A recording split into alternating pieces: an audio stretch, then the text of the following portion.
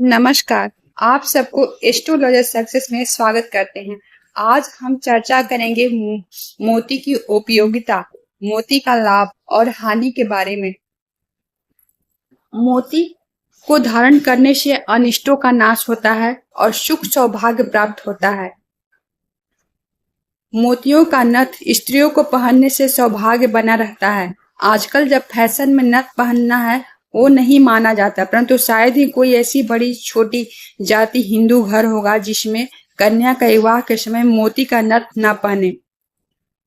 इसे महारत्नों माना गया है। मुक्ता का अर्थ होता है शरीर में व्याधियों से मुक्ति दिलाने वाली वस्तु, विशेष अर्थात संसार में मोक्ष प्रदान करने वाली विशिष्ट वस्तु।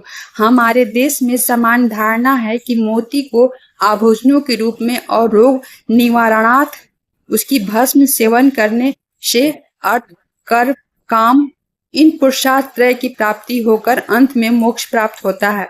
जो व्यक्ति 8 गुणों से युक्त तथा सुतार, गोल, धड़कदार, व्रण की रेखाओं से रहित मोती धारण करता है, उस पर लक्ष्मी की असीम कृपा होती है और आयु में वृद्धि होती है। समस्त पापों का नाश होता है, बल प्राप्त होता है, बुद्धि में कुशाग्रता आती है, धारण करता उच्च स्थान और प्रतिष्ठा प्राप्त करता है।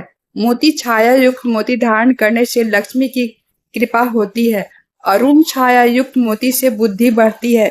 श्वेत छाया युक्त से मोती यश प्रदान करता है। नील छाया मोती से भाग्यवान बनता है। अब दोषी मुक्ति के बारे में चर्चा करते हैं। जिस मोती में सुक्ति लग्न दोष हो, अर्थात जिसमें किसी स्थान पर सुक्ति के समान अपेक्षाकृत समस्त मोती का आभा से बहुत कम आभा वाला स्पष्ट चिन्ह हो, उसको किसी के रूप में धारण करने से कुष्ठ रोग उत्पन्न होता है।